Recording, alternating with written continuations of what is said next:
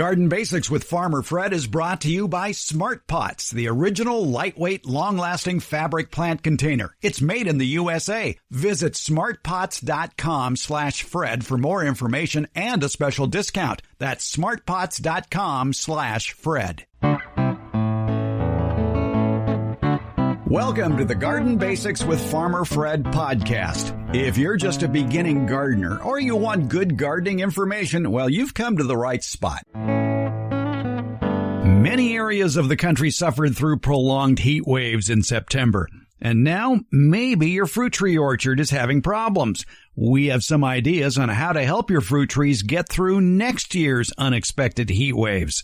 You've seen the bags and boxes of fertilizers and soil amendments that say, now containing mycorrhizae.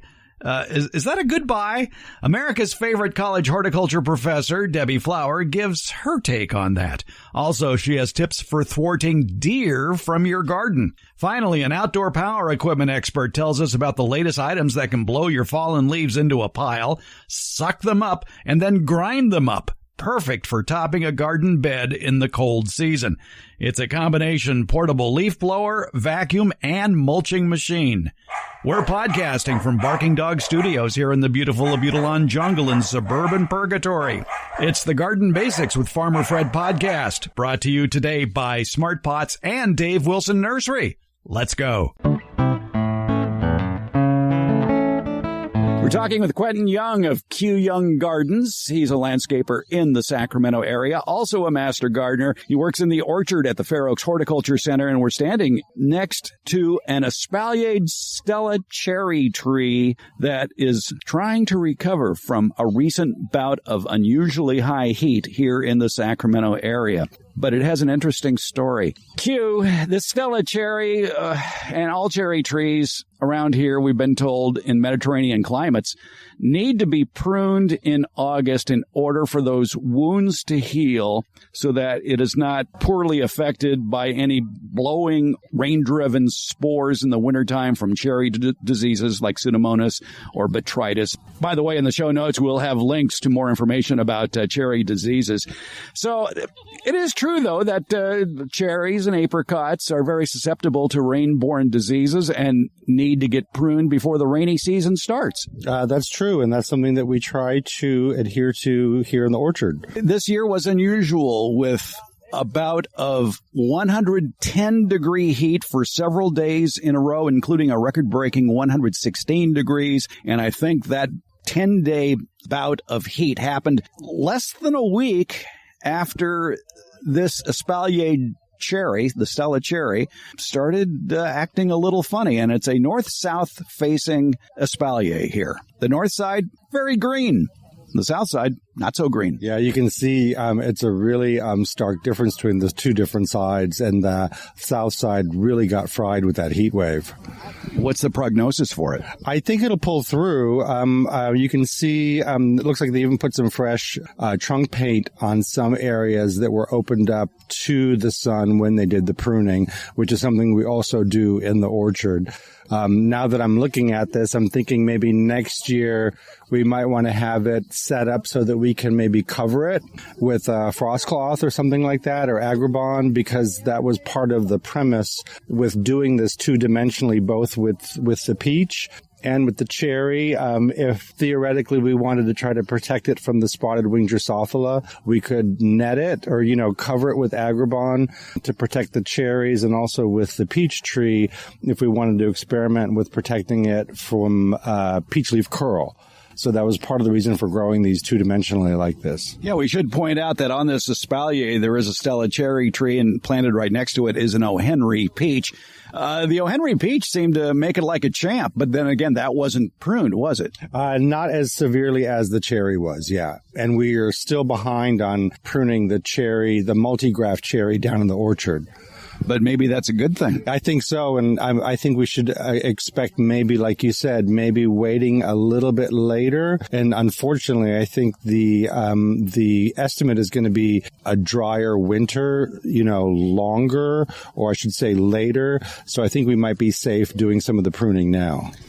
That's kind of the thinking in a drought, is that when rains do happen, the really heavy rains, it may not be till November or December, but you never know. And you mentioned painting the trunks, and that's a great idea because of sunburn, sun scald to newly exposed branches. We saw that the leaves turned crispy after they had been protected from that outer layer that was pruned away. Those leaves turned brown. What about the stems and the trunk? Did you see any signs of sunburn or sun scald? On the stems, no. And on the trunk is a little bit hard to say right now because they're still sort of covered with leaves. But we did do some fresh painting just to be safe. After the fact? After the fact, or actually during the fact. You know, sometimes in the orchard when we're pruning in the summer, we'll often have kind of a group meeting of, do you want to paint this branch now that we've opened up, let's say, the center of a tree during the heat of the summer? Painting, whitewashing the trunk and the sun-exposed branches is a good idea. The whitewash could be simple as 50% interior white latex paint and 50% water, and apply that. I like the idea of covering it when these heat waves are expected, and by having it espaliate, basically a two-dimensional fruit tree, and with the system you have here, it'd be fairly easy to throw a bit of a shade cloth over it. Yeah, and I think it would be easy because, like you said, the north side, I think, is fine. The south side, I think we could maybe just cover that side. When we experimented with the multigraph cherry in the orchard, covering it completely with Agribon, what we found in the summer is it made it too hot and it caused the cherries to ripen so quickly that they actually got mushy. But here it'd be a little bit different because we would just be covering, I think, one side, and it wouldn't be creating such a heat box like it did in the orchard. I think we have it on the website. You can actually see the Fair Oaks Horticulture website. You can see that Agribon experiment, and it, like I said, it made it way too hot, but I think it'd be easy just to cover one side here. What weight Agribon was that, and what weight would you recommend for summer protection? I would try to go as light as possible. I think what we used was 50%. Okay, and you could have gone down to 30 or so. Yeah, we hadn't realized how hot it was going to turn. It was just a giant square of Agribon floating on a PVC frame, and it was actually really uncomfortable to work in there too. In your post-mortem in the Fair Oaks Horticulture Center orchard after that bout of record heat, what other things did you notice? We noticed fruit ripening faster. We noticed quite a bit of pit damage, like especially with peaches and nectarines, damage around the pits from the extreme heat, and we noticed a lot of fruit drop too.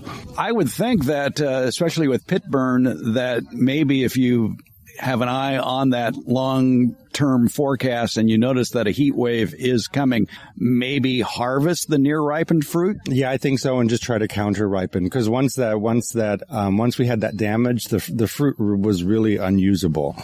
That's advice also now for tomato plants, too. If you have tomatoes growing and you know that there's going to be a bout of unusually high heat, the experts are saying to harvest those tomatoes, even though they may not be fully ripe, and let them ripen on the counter because high heat can turn them to mush really quick.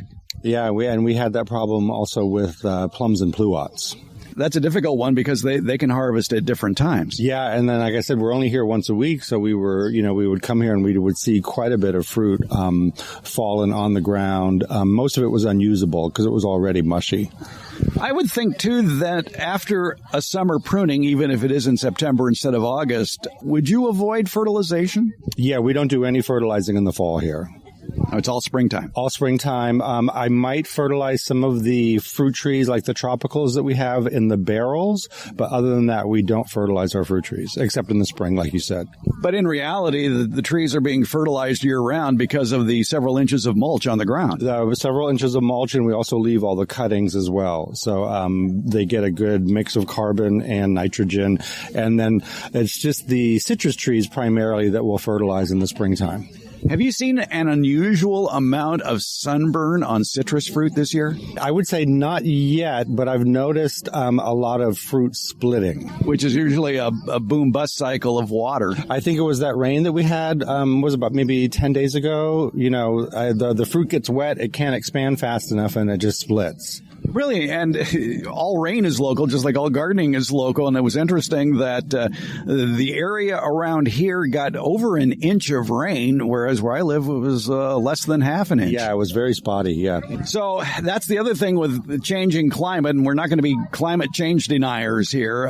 With a changing climate, you do have those storms that are very localized. Very localized, and I think we're going to see that kind of boom and bust cycle where you're either going to get no rain or a lot of rain all at once. All right. Now, with a cherry tree that is recovering like this, are you doing anything special for it? Are you increasing irrigation or decreasing irrigation? No, we basically maintain the same irrigation throughout the season, especially since we've picked most of the fruit. So usually in October, we're going to start reducing most of our irrigation anyway. And one thing we should point out, too, is a leaf can still photosynthesize even though there may be brown portions on it from the high heat. The edges are burned, but don't remove any leaves because of that. Exactly. Yeah. We're going to leave it be. We're going to baby it into the fall. Then fingers crossed, we have a nice rainy winter. The same is true with peach leaf curl, isn't it? With peach leaf curl, too, yeah. We just sort of put up with it here in the nursery or at the orchard. The trees will drop the diseased leaves and push out new leaves. But as long as they're still on the tree, they're still producing food for the tree. All right. Any tips for us to get through the winter? Just keep your fingers crossed for a good rainy winter. Yes, and maybe keep the frost cloths handy just in case. Just in case. Hopefully, again, we need the chill hours for our fruit trees. Right. We need the chill hours, and frost cloths would be for citrus, not for deciduous fruit trees. That's true. Yeah, that's correct. But I like the idea, too, of even for a frost or a freeze, if you think one is coming to your area where normally you may not get one, would be to whitewash the trunk and the branches. Yeah, and that's a good time to do it, too, in the winter when you can see the structure of the tree, too. All right. So you practice summer pruning here for the most part on all your trees. On all the trees. We do very little winter pruning. Right. And it's probably in the wintertime, you just notice maybe crossing or rubbing branches you didn't see before because of all the leaf cover. And some dead branches, too, yeah. All right. We live in interesting times, somebody once said, and it truly is. When it comes to being a gardener, we have to learn to adapt and do things perhaps a little bit differently. What about growing cherry trees, and because they do have a thin bark, maybe where they could get afternoon shade? I think that would be helpful. I think that's also true for flowering cherries, too. The non-fruiting flowering cherries, I usually try to tell clients plant them where they're going to get afternoon shade because they're really susceptible to burning on their trunks. All right. Speaking of clients, tell us about your business. Basically, I'm doing consulting, installation, specialized pruning, and anything that's kind of related to that. So if somebody wanted in the Sacramento area their Japanese maple tree pruned? Depending on the size, yeah. But also a lot of specialized pruning for fruit trees and things like that. There you go. Quentyn Young, master gardener, landscaper here in the Sacramento area. Thanks for getting us through the climate change. Sure, Fred. Thanks for having me on. You've heard me talk about the benefits of Smart Pots, the original award-winning fabric container. Smart Pots are sold around the world and are proudly made 100% right here in the USA. Smart Pots is the oldest and still the best of all the fabric plant containers that you might find. Many of the imitators are selling cheaply made fabric pots that fall apart quickly. Not Smart Pots. There are satisfied Smart Pot owners who have been using the same Smart Pots for over a decade, actually approaching 20 years. When you choose Smart Pot fabric containers, you know you'll be having a superior growing experience with the best product on the market. And your plants will appreciate Smart Pots too. Because of the 1 million microscopic holes in Smart Pots, your soil will have better drainage and the roots will be healthier. They won't be going round and round on the outside of the soil ball like you see in so many plastic pots. The air pruning qualities of Smart Pots creates more branching of the roots, filling more of the usable soil in the Smart Pot. Smart Pots are available at independent garden centers and select Ace and True Value hardware stores nationwide. To find a store near you or to buy online, visit smartpots.com/Fred. And don't forget that /Fred part. On that page are details about how, for a limited time, you can get 10% off your Smart Pot order by using the coupon code FRED. Use it at checkout from the Smart Pot store. Visit smartpots.com/Fred for more information about the complete line of Smart Pots lightweight, colorful, award-winning fabric containers. And don't forget that special Farmer Fred 10% discount. Smart Pots, the original award-winning fabric planter. Go to smartpots.com/Fred.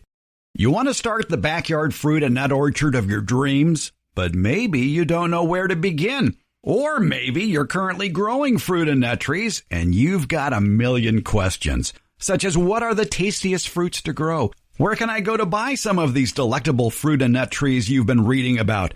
And then how do you care for all of these trees, including planting, pruning, and harvesting? I've got one online stop in mind for you where all these questions you might have will get answered. It's DaveWilson.com. That's Dave Wilson Nursery, the nation's largest wholesaler of fruit and nut trees for the backyard garden. They have planting tips, taste test results, and links to nurseries in your area that carry Dave Wilson fruit trees. Click on the Home Garden tab at DaveWilson.com for all of these links, including a link to their years of informative videos about growing fruit and nut trees that they've posted on the Dave Wilson Nursery YouTube channel. Start the backyard orchard of your dreams at DaveWilson.com. You're seeing more and more bagged soil amendments at the nursery with the phrase, contains mycorrhizae. Well, does it? Is it? Let's find out more. Debbie Flower is here, America's favorite retired college horticultural professor. Mycorrhizal fungi in growing media seems to be the craze. Boy, these it days. sure is. It seems to be the extra component in a lot of bagged products. But I often wonder, how can something stay alive sitting on asphalt in the summertime outside? Right. That is definitely a question. Fungus has one little benefit in that it does have a resting stage, which is a spore. So maybe some of the spores have survived. But in general, living things, this is a manufactured product that's been put in a bag, sat in a warehouse, then put on a truck or some other form of transportation and brought to the store where it is sits outside or in a not very well temperature controlled area and stews basically and dies. So a lot of it is probably not alive. I have to say I remember when mycorrhizae started showing up in bagged products, in fertilizers as well, and the cost of those bagged products and those fertilizers went up dramatically. You're paying quite a bit. You may not realize it. Maybe you weren't gardening back then when it first started, but you're paying a pretty penny for something that may be completely dead. I remember when mycorrhizae started adding to fertilizer. One fertilizer company approached me at the time and said, will you do commercials for us? I go, well, for that to happen, I need to test your product. Mm-hmm. And so they sent me a box of their fertilizer, and I set up a test in the greenhouse, testing their fertilizer against 3 others, mm-hmm. and including a control with no fertilizer. Mm-hmm. And by gum, it worked. I mean, it was the second best. Okay. There were good results growing, and I used marigolds to grow, and then they were the second most lush. Mm-hmm. The first luscious batch of marigolds were grown using fish emulsion. Aha. The results of this mycorrhizal added fertilizer seemed to work okay. So I go, well, okay, I'll do one set of commercials for you. And I did, and it was fine. And I used that product throughout that summer. And then next year they sent me another box mm-hmm. of the same thing, supposedly the same thing. And when the plants came up, they all keeled over. Oh, my. And I asked them about that. They go, yeah, we got some formula wrong on the shipments we sent out. And yeah, there was a little too much added nitrogen. I think the problem was. Burned them. It burned when they them. were young. Yeah. And so immediately I said, well, that's okay. I have fish emulsions. I'm happy. It varies batch to batch too. Right. Varies batch to batch. Mycorrhizal fungal are very specific to their host, some more than others, and they will not do anything if their host plant is not there. Also, the way they work, you get them in the soil and they're out there. They're out there in the air and they find their host. They blow around in the spore stage or something and they find their host plant. They hang around in the soil and need a signal to become active, to germinate from their spore And once they get that signal, which comes from the plant, then they grow hypha. Hypha is like a stem for fungus, except it's a single line of cells. It can have branches, but it's a single line of cells. It doesn't take multiple cells to make a stem of fungus. So it can go really long distances, and it can go into really small places. And so the fungus starts to grow, and it collects phosphorus and water are the two primary things that it brings back to the plant. In exchange for that phosphorus and water, the plant gives some of the plant sap to the fungus to keep it alive. So it sounds great, right? Well, there's conditions where the plant will not give the signal. One of those is the plant's really healthy. It's doing just fine. It doesn't need extra water. It doesn't need extra phosphorus. Then whatever the plant exudes from the roots, and we are gaining more and more evidence all the time that plants do exude things from their roots into the soil that feed other things, but what it exudes doesn't give the signal that the mycorrhiza needs to grow. And so nothing happens. If the mycorrhiza happen to be the right host, happen to be alive, and they're in a bag of fertilizer, they're probably never going to become active because the plant is getting fertilizer and doesn't need their help. Getting back to the mycorrhizal that's in the bag, can it help to rehydrate the bag when you get it home? Would that bring those mycorrhizal back to life? If there's anything alive in there, it's a spore. And the spore will not germinate unless... I used to say to my students, I have this theory that when Armageddon happens, if it happens, and the earth as we know it implodes, fire, flood, freezing, whatever it is, fungal spores are the thing that are going to live through it. Not cockroaches. Well, that's another possibility I hadn't thought of. Yeah. Okay. They are very well protected against environmental issues, like freezing, thawing, drying out, water. They need a little tiny bit of water, but they're like a seed in a packet. Mm-hmm.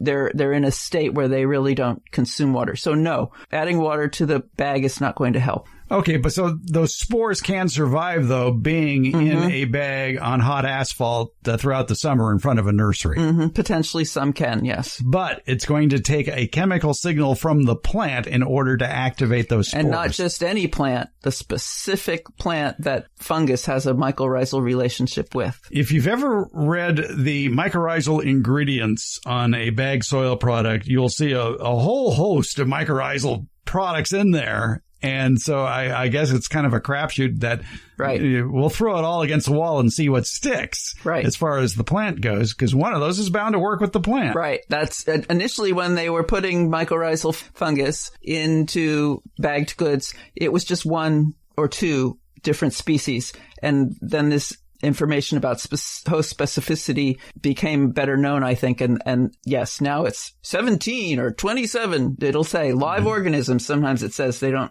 always use the word mycorrhizal fungi. Is there a difference between mycorrhizal fungi and mycorrhizal bacteria and the plants that they react with? Yeah, I'm not aware of the term mycorrhizal bacteria. There are bacteria that we inoculate some seeds with that help the plants fix nitrogen. Right. Yeah. Like that bag of clover seeds sitting over there. Right. Yes. Right. So they're different organisms. Yeah. And for decades, more, longer than I've been alive, that product has been sold to inoculate your legume seeds. So beans and peas and things like that. And there is some specificity to that.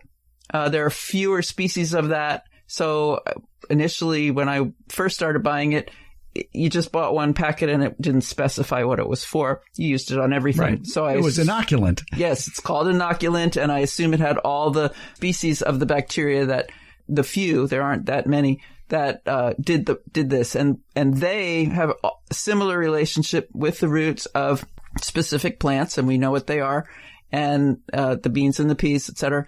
And they they take nitrogen out of the air, so it's a different nutrient, and they fix it. To fix nitrogen exists primarily as a gas in the air. To fix it means react it with a hydrogen or an oxygen so it becomes a molecule. It becomes heavier, and it can be stored in soil or in roots. And so the bacteria actually fix the nitrogen, and then when the roots die, that's another sort of problem with nitrogen fixation. But when the roots die, and roots actually turn over, a plant doesn't have a set of roots. Some of the roots, the feeder roots, which are collecting the nutrients, turn over quickly. They have some they're using today, and then they make new ones, and 3 days later, some die. And so when that root dies, it releases the nitrogen into the soil, and then it can dissolve in water and be absorbed by the roots. Just like us. Yes. So it's releasing nitrogen. Yes. It's a different process. But it has a lot of similarities. Yes. I think what I'm confusing it with is compost. You have a bacterially dominated forms of compost and fungally dominated forms of compost. One is better for annual plants. One is better for trees and shrubs. And I always confuse which is which. And yes, I know what you're talking about. And that's true with soil. If you mulch your soil regularly with arborist chips, as I do, you get way fewer herbaceous weeds, because the herbaceous weeds, whatever dominated soil the breakdown of the woody product creates, does not support the herbaceous weeds as well. And that has to do with the microorganisms that are just living in the soil. And finding compost that is green waste based is difficult, because some of these companies, if you turn over a big bag of organic compost that's sitting out there in front of the nursery and you look at the ingredients label, it'll just say organic compost. Well, fine. Where did you derive it from? Right. If it's forest product, that's probably only to the benefit of hardwood. Of woody plants. Yeah, right. woody plants. And sometimes usually there's a derived from, this is on fertilizer bags anyway, derived from statement under what it provides. But on bag goods, I'm not sure it says the same thing. It usually says forest byproducts. Yes, it does. So think about a lawn. We advocate mulch mowers. Mulch mowers, chop the top off the lawn, cut it into pieces and drop it in place. That's a green mulch. Right. And it's supporting a green crop, an herbaceous crop. Yeah. So that would make sense. Right. It does make sense. Also, I remember growing up, there was that time of the year, usually this time of the year, when you could walk up and down the block and smell Bandini steer manure on everybody's front yard. And that's probably fairly green. As you said in something recently, manure is considered green. Yeah. Part of the compost. And back then, those steer were probably eating nothing but pasture land. Right. So it's good, clean steer manure. Yeah. And that was to the benefit of an herbaceous product like a lawn. Right. Science is confusing. Yes. Yes. Well, that was an interesting bypass. Yes. Do we need more information on this? Well, just that you're wasting your money? Right. In general, you're wasting your money. If you look at bag goods and it says bat guano and blood meal and cottonseed meal, buy bat guano and whatever I said, cottonseed meal, and put them on, you'll save money. There are few situations where mycorrhizal fungi are beneficial. The homeowner probably will never run into them. One is if the property has been mined and you're on mine tailings. That's a possibility for a housing development. Mine tailings would be subsoil, not the topsoil, not even the second layer below that, which is crappy but still gardenable. If you get below that, you may have no life in that soil, and maybe adding mycorrhiza will help there. Another case is if it was a farm field or some kind of field that was hit for regularly with fungicide, you may need to re-inoculate the soil. But in general, the mycorrhiza is out there. It will find its host, and you don't have to do anything. It's even been found in container plants, and it wasn't put there. Well, you raise more interesting questions with that. If indeed the fungicide used by the farmers was destroying fungus, adding more fungus is risk. It's going to be one of those. It's going to take years potentially for the fungicide used by the farmer to lose its potency and allow the natural funguses to grow. And that's going to make gardening in those locations extremely difficult. Sounds like it's time for a raised bed. Yeah. One thing to note, if you're in the situation where you have soil that has no mycorrhizal fungi in it for the reasons stated, you could grow brassicas, broccoli, really? cauliflower. I can grow mustard. Yes. They have no mycorrhizal relationship. Isn't that weird? Yeah. How do they eat? Well, they have their way, obviously, but they don't get the benefit of maybe it's something we don't know yet. I think there's lots we don't know yet. Maybe it's another microorganism we're not familiar with. So maybe when Armageddon comes, we'll all be eating mustard. There you go. All right. Broccoli, cauliflower, cabbage. Well, there won't be anybody left to eat anyways. Yeah, that's true. So the cockroaches can have the mustard. There you go. There you go. All right. Debbie Flower, thanks for the science. You're welcome.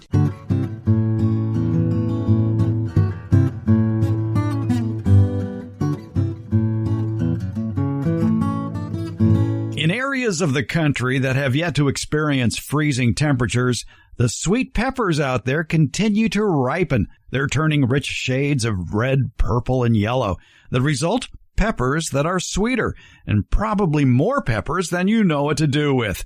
Well, here's an idea for you. Sweet pepper relish. It's the recipe of the week, and it's in the Beyond the Garden Basics newsletter. Plus, we highlight our favorite sweet peppers to grow, something you just might want to remember come next year. In the podcast portion of the newsletter, we talk with pepper expert Dave DeWitt about growing and overwintering pepper plants. Plus, Dave includes his surefire method for saving your mouth when you bite into a too hot pepper. Find a subscription link to the Beyond the Garden Basics newsletter in today's show notes, or visit our website, gardenbasics.net. That's where you can sign up to have the free Beyond the Garden Basics newsletter and sometimes podcast delivered to your inbox each Friday. Also at gardenbasics.net, you can listen to any of our previous editions of the Garden Basics podcast, as well as read a transcript of the podcast episode that you're listening to now. For current newsletter subscribers, look for the Too Many Peppers, Try This Relish recipe in the Beyond the Garden Basics newsletter. It's now available. It's in your email. For everybody else, please subscribe. So take a deeper dive into gardening with the Beyond the Garden Basics newsletter. And it's free. Find the link in today's show notes or at gardenbasics.net. We get an email from Ken in San Jose, California, who writes us, I'm looking into getting a leaf vacuum that you can also shred the leaves with. However, I'm not too sure which one to get for a small yard. Any recommendations or brands? Thank you so much for your advice. Would never have a beautiful garden without you. Well, thanks for that, Ken. I appreciate that. And you're on the road to the right thing by shredding those leaves. What a great mulch that can be for your garden bed. But let's turn to an expert and get some advice about choosing a combination leaf blower, leaf vacuum, and leaf mulcher. We're talking with Brad Gay from JB's Power Equipment in Davis. And if you're a gardener, every fall, if you have leaves or if your neighbors have trees with leaves, those leaves make an excellent mulch. They can improve your garden soil. And it's pretty easy to improve your soil if you don't have a winter garden. When those leaves fall in October, November, December, you grind them up, you put them on your garden bed, stack it up as tall as you want, 4 inches, 8 inches, 12 inches. And then the following spring, you've got improved soil. No question about it. The problem is, all right, how do you gather up those leaves? How do you grind them up? Now, in the past, what I've done is, my neighbor loves me with a 60-foot pin oak tree, but I want those leaves. So I'll go over there, rake her leaves, put them in a metal 30-gallon trash can, stick my string trimmer down into that metal trash can, and sort of whip it around and grind up those leaves. It does a okay job, but not really a great job of making all those leaves smaller. There's something on the market that if you want to do that too, it makes it a heck of a lot easier. We're talking with Brad Gay from JB's Power Equipment in Davis. And Brad, I like the idea of having a tool that sucks up the leaves and grinds them, and then I can just dump it onto the garden bed. That sounds pretty darn easy. What are those instruments of destruction? Well, yeah, it's a great tool. It's a conversion of your handheld blower is what it amounts to, and they've gone in and adapted the front of the blower that brings in the air for the blower to blow out the pipe to blow your leaves. Well, they put a tube on that, so now it becomes a vacuum, and the blower exit, which you would be blowing, has a curved tube to it. that attaches a bag. Before you put that tube on, you'll look on the inside of that blower. There are little metal shredder, something you wouldn't want to touch if it was running. Thank you. That way. It is, and you can't run it with that tube off. So that's a very strong safety feature. But it's a metal like it can be like a mower blade, but a real small version of it. That's a shredder. So now you can go in and suck up all the leaves in these areas, and it's that shredder device and puts it in your bag. And it's a 12-to-1 ratio reduction. So in areas like under shrubs that you've got that you can't get to as easily, or let's say you're around a pool and you're in corners where leaves have collected. And in my case, I have sycamore leaves. Well, sycamore leaves are good 4 inches across and more. So now you got to reduce that to be able to use it. So by using this, by sucking the debris up and going through that shredder, it reduces that down. And most of the pieces are about less than the size of a dime. Which is pretty good considering how big that leaf was when you got it there. Yeah, that's great. Also, I've been very satisfied with it. You save 2 steps. You just take it out, dump it, and you can use it right then as mulch. You don't have to go shred it up. I live in a house that has 2 huge sycamore trees. And before I had a chipper shredder or I had a vac and sack or a shredder vac, I had tarps that I would haul to my backyard and put them on my garden. And I'd have piles back there. Well, it reduced really well, but sycamore leaves a pretty good sized leaf. So in the spring, I'd get out there, get ready to do it, and I'd still be part of the pile there. And there's at the bottom of the pile, there's still some of those leaves in their original configuration. Wow, since I've started doing the chipping and the shredding and reducing that and then putting it out in the garden, no, it's done. It's mulch. It's ready to use right then. If I was going to rototill, I'd rototill it right in. And there's no big piles anymore. So, but that vacuum sack, I tell you, Fred, that's a great tool to have. Yeah, I noticed on your website, jbspower.com, that the Echo people have one called a Shred-n' Vac. And actually, it's 3 units in one because it's a blower, like a typical leaf blower. It's a vacuum, and it's a shredder mulcher. Yeah, it is. That's the whole thing. And it's got a nice bag on it so that when in the bag, it's got a strap that goes over your shoulder. So it's like you're carrying it has a rear handle to it. So you can, usually you have an upper handle on a blower, a handheld blower. Well, this actually has a rear handle so you can hold it and the upper handle. So you got 2 hands on there. And then you have a strap that's on the bag that you put over. It'd be like a backpack kind of, you sling it over your back. So then you power the leaves into that bag. Well, when that bag starts getting heavy, it's usually that's about time for you to go dump it. So, and it's I'm going to say it's just about a 30-gallon, like plastic bag container. Not quite that, but it's a good amount that you can pick up and get rid of all that debris in a timely fashion. So you can go do other things in your garden. Now, we're talking here about the Echo Shred-n' Vac, but I imagine there's other manufacturers with very similar items. Yes. Yeah, there is. I still has one. Theirs is the same idea. We also sell that. It is it's competitively priced. The same thing. There's no difference. Everybody's producing something like that. But both of these companies are top of the line, and they're run by people that if you do have a problem with this piece of equipment, you've got some place to go to which is a good thing to fall back on. That's why I'm in business. Buy the best and cry only once. You spend a little bit, you spend a little bit more, but you just don't have the problem. The Echo unit we're talking about, and I imagine the Still unit as well, they're both 2-stroke gas engines, correct? That's correct. Wear a dust mask when you're doing this, too. Yeah, we got plenty of masks these days. Well, yeah, everybody has access to those for some reason. Yes. All right. Garden mulch, I've preached it for years. It's one of the best things to add to your garden, and you don't have to till it in. You can just lay it on top. You can plant around it. Garden mulch has numerous benefits.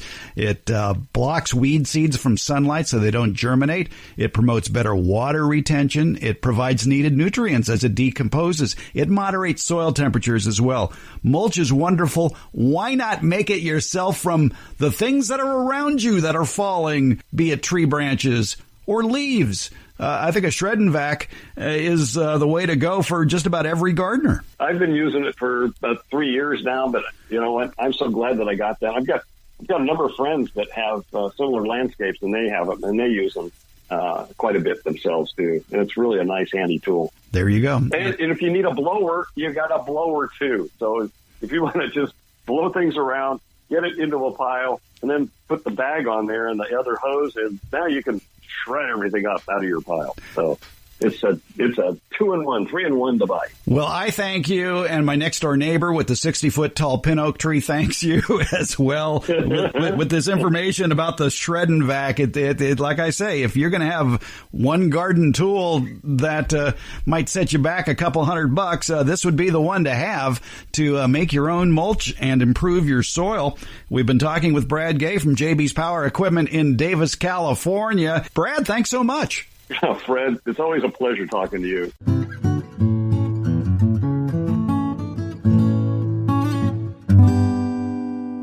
No matter where you go in the United States, you are going to find deer. They're visible, they're widespread, and they love to munch on your garden. They're a very popular game animal, but they're not so fun when they're in your backyard eating your garden, your plants, your annuals, your perennials, your fruit trees, and everything else. And it seems like deer populations are increasing in more populated areas, especially those on the outskirts of town, those that border riparian areas. And they seem to be getting more and more bold going into denser population areas because, let's face it, we're not coyotes. They're not that afraid of us.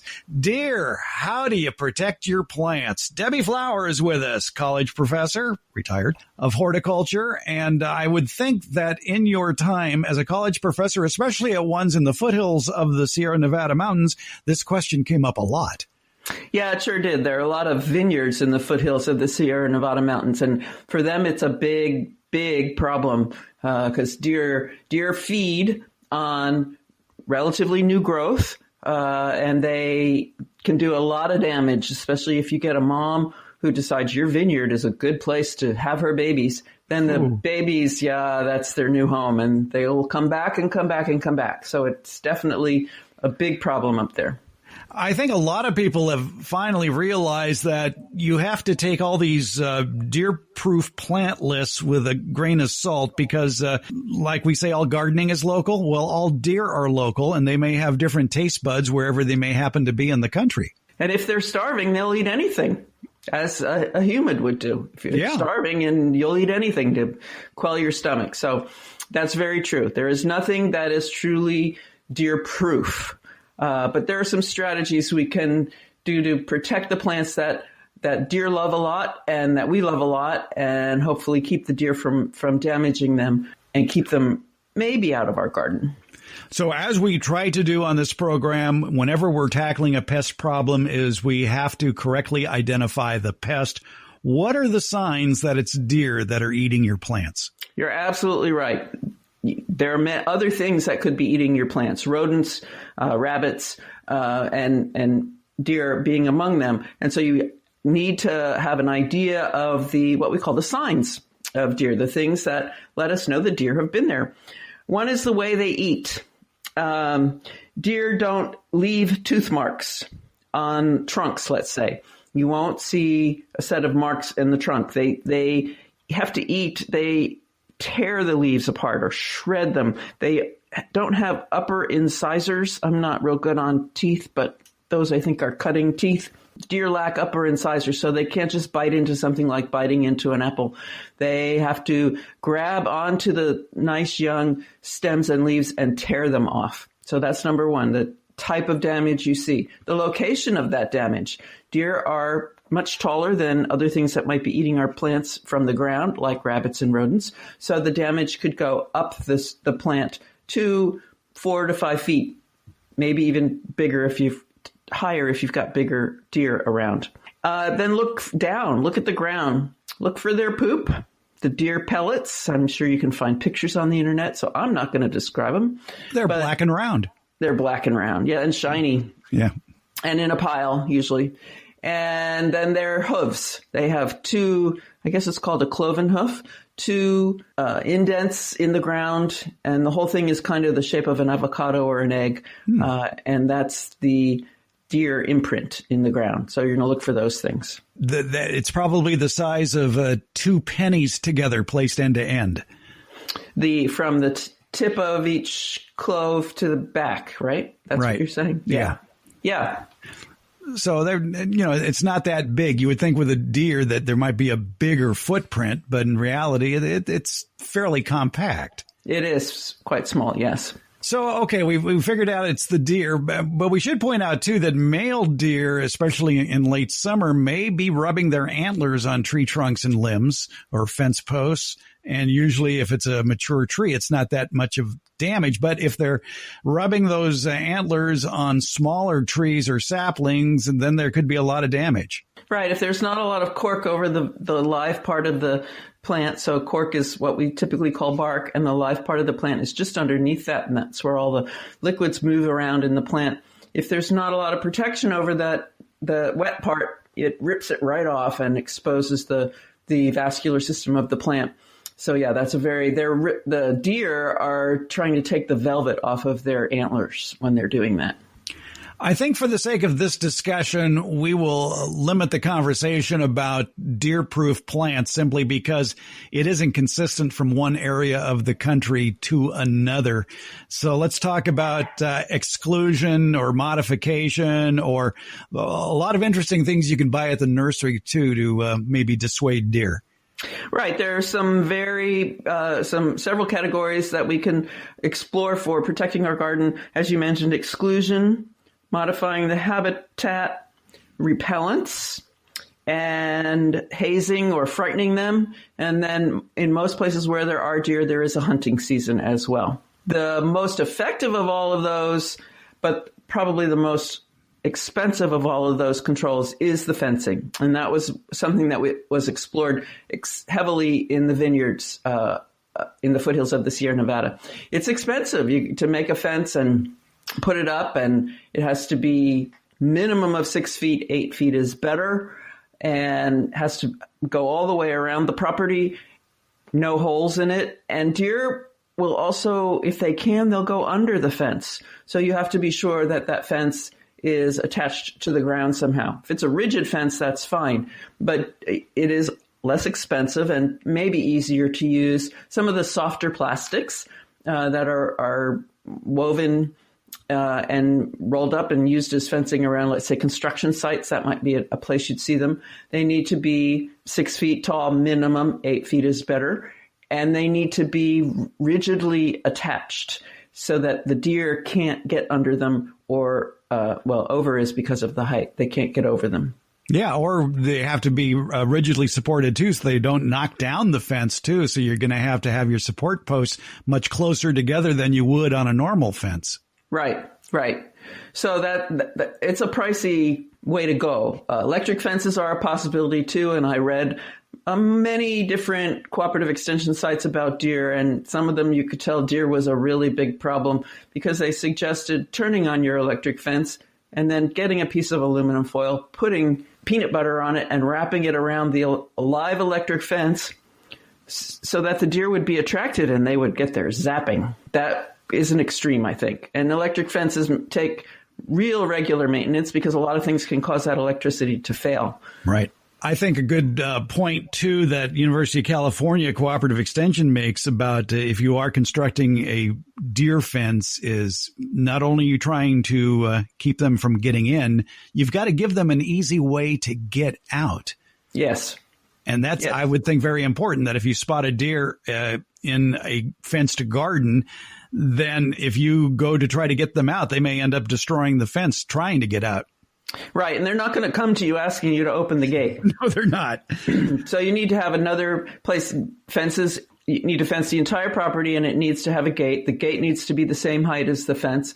And you probably need a back door so that if you go in your gate and close it behind you, because the deer may come in when you're not looking, and see a deer, you can leave by that gate and go around. The gate is typically in a place, or often in a place, where humans hang out. The deer is not likely to head toward that main gate. So have a back door, have a back gate where they can leave. And I imagine, too, on a slope, you would want that escape gate on the high end. it probably depends on your property, but that sounds like a really good idea. There's lots of discussion, and there was some practice of it in the foothills of using a slanted fence. Deer can jump high and they can jump far, but they can't do both at the same time. And so if you only have a 6-foot fence, one technique is to slant it away at about a 45-degree angle, away from the plant you're trying to protect, at about a 45-degree angle. And that combination of distance and height will flummox the deer and keep them out. Now, I've heard too of experiments going on with even shorter fences of 4 and 5 foot heights, but having that a second sloping fence pointed outward as well, sort of like forming a V, if you will. And as long as they can't get between the two fences and then jump, you might have success keeping them out with a lower fence by having the double fencing. Right. I also saw double fencing of vertical fences and a dog run between them. So how wide's a dog run? 3 foot, 4 foot? And so the second fence inside didn't need to be as high. It just needed to contain the dog, and the deer don't like dogs. So dogs can be used as protection. But of course, you need to take care of that dog then. That's not a free thing. You feed it, take it to the vet, groom it, all of those good things. Well, that brings up then the thought of using repellents, and there are all sorts of chemical repellents that are sold for reducing or preventing deer damage. But I think they're only good until it starts raining. Right. Repellents are a temporary solution. If you've got a crop that is just coming ripe and you realize a deer has found it and is starting to eat it, and you're only going to need this deer protection for a short period of time, then a repellent is a possibility. There are lots of recipes for making repellents. They need to either smell really bad, like fermented egg, or they need to cause discomfort to the deer after they've been eaten, and that would be like hot pepper, the capsaicin in hot pepper.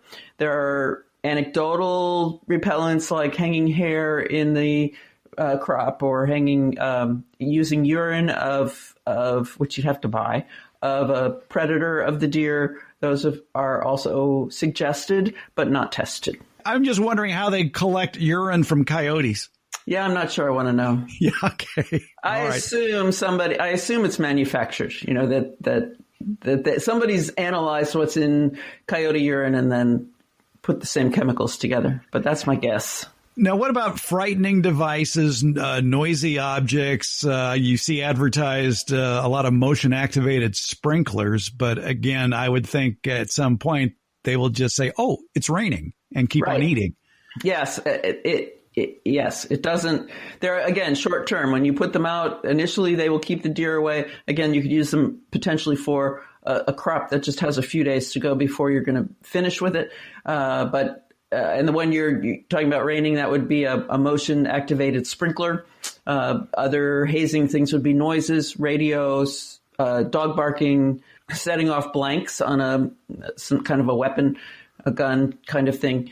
But the deer will get used to them, so they're not very effective. One thing a friend of mine did in her home garden, and she lived in the Napa-Sonoma area, was made a very narrow garden, only about 5 feet wide, and fenced just that area. And because it was so narrow, the deer could not jump into it. Does that make sense? Yeah. Okay. And so they're not willing to do a 6-foot leap into an area that they may not clear. Right. So that kept them out. But does that work from the get-go, or do deer learn that after Cousin Jim gets stuck at the top of the fence? Yeah, I don't know about that for sure, but I would discourage people from putting anything harmful on the top of the fence. You don't want to kill the deer.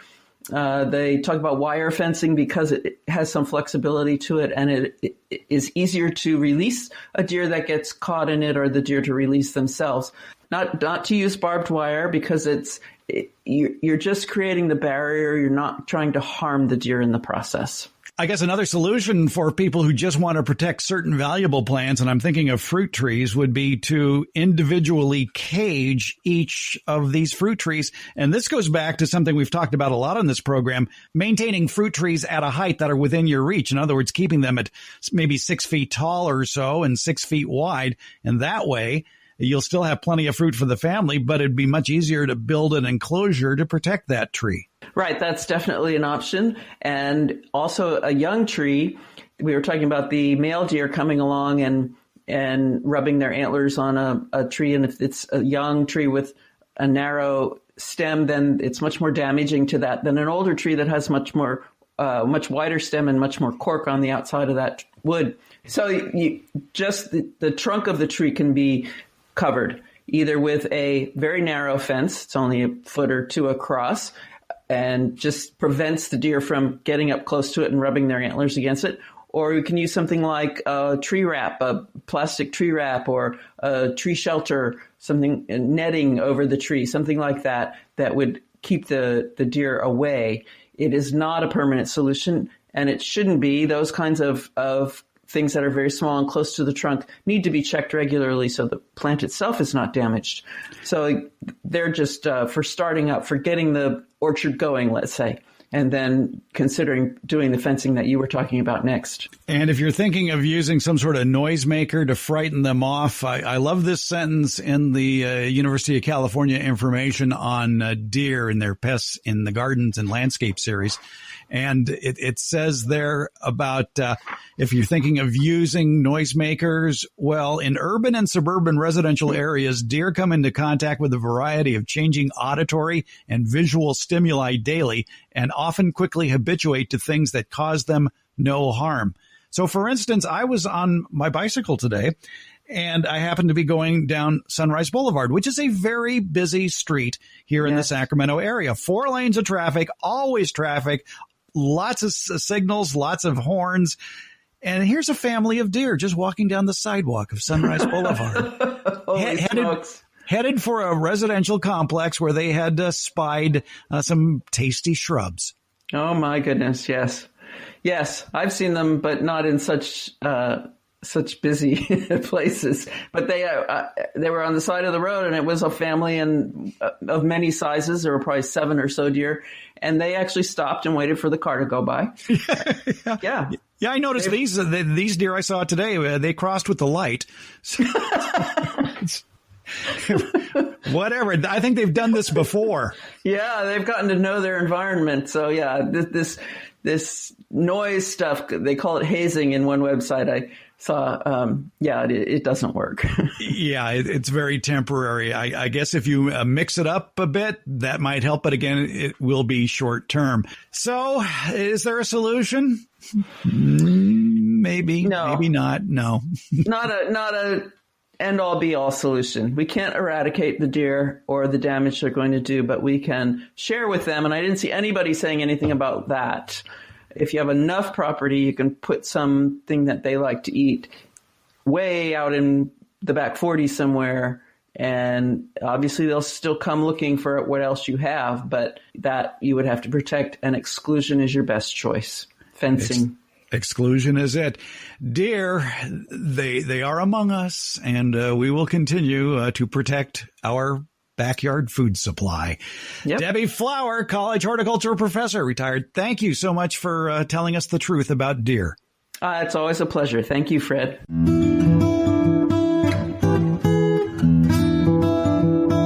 The Garden Basics with Farmer Fred podcast comes out once a week on Fridays. Plus, the newsletter podcast that comes with the Beyond the Garden Basics newsletter continues, and that will also be released on Fridays. Both are free, and they're brought to you by Smart Pots and Dave Wilson Nursery. The Garden Basics podcast is available wherever podcasts are handed out, and that includes our homepage, gardenbasics.net. And that's where you can also sign up for the Beyond the Garden Basics newsletter and podcast. That's gardenbasics.net, or you can use the links in today's show notes.